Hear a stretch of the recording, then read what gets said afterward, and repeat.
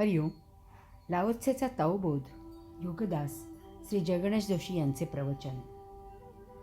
संत संत आहेत. लाओत्से म्हणतो की साधू संत परोपकारी आणि दयाळू होऊन काहीही कृत्य करू इच्छित नाहीत. ते पेंढा भरलेल्या कुत्र्याप्रमाणे लोकांशी व्यवहार करतात. आपण असेच ऐकतो की साधू संत फार दयाळू असतात. त्यांना सर्वांची करुणा येते.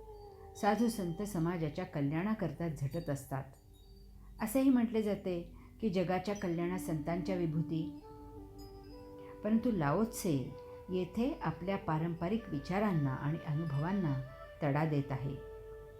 तो म्हणतो की साधू संत कोणाचा विशेष असा विचार करत नाहीत. ते त्यांचे ते वर्तत असतात आणि त्यामुळे जर जगाचे कल्याण झाले, समाजात सुधारणा झाली, कोणाचा उद्धार झाला तर तसे होते. त्याचा साधू संतांशी संबंध नसतो. त्यांनी त्यासाठी म्हणून काहीही केलेले नसते. अशा वेळी आपण साधू संतांच्या उपदेशाला प्रतिसाद दिलेला असतो. आपण त्याप्रमाणे वागतो आणि त्यामुळे आपला उद्धार होतो. याचा साधू संतांना पत्ताही नसतो.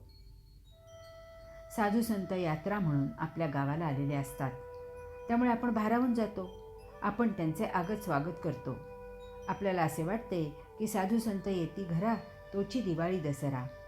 हा सर्व आपल्या मनाचा, विचारांचा, भावभावनांचा खेळ असतो.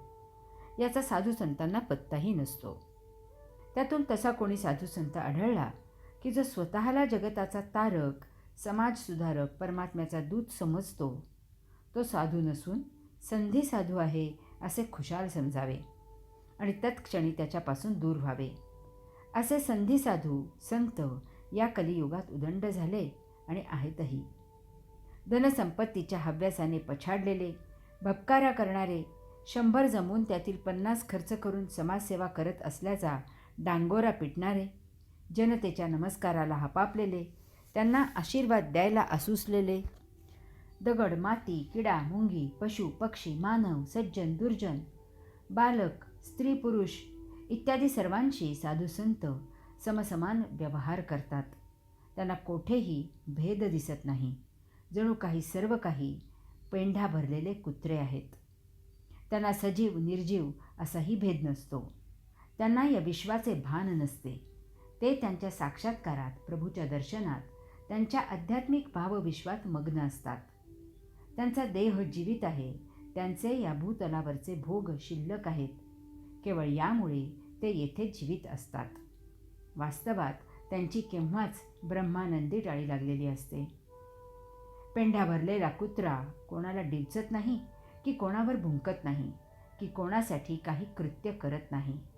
तसेच पेंढा भरलेल्या कुत्र्याकडे कोणी ढुंकूनही पाहत नाही की त्याला कोणी घाबरत नाही की त्याच्यामुळे कोणी उचंबळून येत नाही. याचप्रमाणे साधू संत सदा ब्रह्मानंदी असतात. त्यांना जगताचे भान नसते. कारण संत संत आहेत. धारणा परिणाम घडवते. निसर्ग नैसर्गिक आहे. प्रकृती स्वाभाविक आहे. साधू संत निर्विकारी आहेत. निसर्ग त्याच्या नैसर्गिक नियमांनी फुलत असतो. प्रकृती तिच्या स्वभावानुसार वर्तत असते. साधू संत ब्रह्मानंदी संचार करत असतात. निसर्ग, प्रकृती, साधू संत या भूतलावर असूनही ते त्यांच्या विश्वात असतात. या विश्वातील कोणत्याही घडामोडीचा त्यांच्यावर काहीही परिणाम होत नाही. तसेच या विश्वातील परिस्थितीवर त्यांचे वर्तन अवलंबून नसते. कारण निसर्ग हा निसर्ग आहे, प्रकृती ही प्रकृती आहे आणि साधू संत हे साधू संत आहेत. ते कोणाचीच चिंता करत नसतात. ते आपले आपण वर्तन करत असतात. त्याचा परिणाम आपल्यावर होतो. आपण चलबिचल होतो, भावना विवश होतो. परंतु आपल्या वर्तनाचा परिणाम त्यांच्यावर होत नाही. त्यांना येथे काहीही प्रयोजन नाही किंवा आयोजनही नाही. आपल्यावर, आपल्या जीवनावर या सर्वाचा परिणाम होतो. कारण आपण निसर्गाची, प्रकृतीची, साधू संतांची, त्यांच्या आचार विचारांची, त्यांच्या उपदेशाची धारणा करतो. ती आपल्यावर परिणाम घडवते. आपल्यावर झालेला परिणाम हा निसर्ग, प्रकृती, साधू संत यांचा नसतो, तर तो त्या धारणेचा असतो. निसर्ग, प्रकृती, साधू संत निर्विकारी निर्विचारी भावनातीत असतात. ते मृदूही नसतात आणि कठोरही नसतात. ते दयाळूही नसतात आणि क्रूरही नसतात. पर्यावरणाचा समतोल साधण्यासाठी निसर्ग नेहमीपेक्षा बदलतो. आपल्याला वाटते निसर्ग कोपला. पंचमहातत्वांच्या धनसंपत्तीचा समतोल राखण्यासाठी प्रकृती नित्यापेक्षा वेगळी वर्तन करते. आपल्याला वाटते की पंचमहाभूते आपल्यावर नाराज असून ती आपल्याला शिक्षा देत आहेत. साधू संत या विश्वातील भौतिकाशी जुळवून घेण्याचा प्रयत्न करत असतात. त्यामुळे ते निराळे आचरण करतात. आपल्याला वाटते की साधू संत शाप देत आहेत. वास्तवात निसर्ग कोपतही नाही किंवा कृपाही करत नाही. प्रकृती शिक्षाही देत नाही किंवा बक्षीसही देत नाही. साधू संत शापही देत नाहीत किंवा वरही देत नाहीत. निसर्ग, प्रकृती, साधू संत अद्वैत आहेत.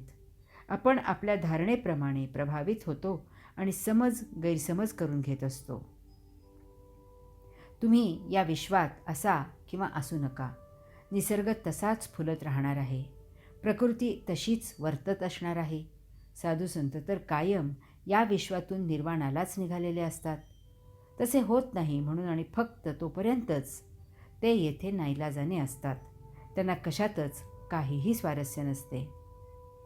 आम्हाला हवा आल्हाददायक किंवा उदास वाटते, कारण त्यावेळी आम्ही उल्हसित असतो किंवा नाराज असतो. फूल पाहून जो आनंदात असतो त्याला आनंद होतो. तेच फूल पाहून दुसरा ढिम्म असतो, कारण त्यावेळी तो ढिम्म असतो. सर्व काही आपल्या त्यावेळच्या धारणेवर अवलंबून आहे. हरि ओम.